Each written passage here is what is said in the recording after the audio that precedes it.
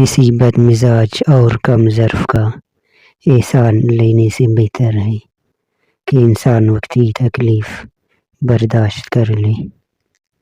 خود کو اتنا مضبوط کر لیجیے کہ بدلتے ہوئے موسم اور بدلتے ہوئے لوگ آپ پہ اپنا اثر نہ چھوڑ سکیں۔ مطلب کی کشتی پر سوار لوگ بہت جلد مخلص لوگوں سے بچھڑ جاتے ہیں۔ جس آدمی کو کسی اور مسلمان کے بخشے جانے پر یقین نہیں، اس کی اپنی بخشش خطرے میں ہے۔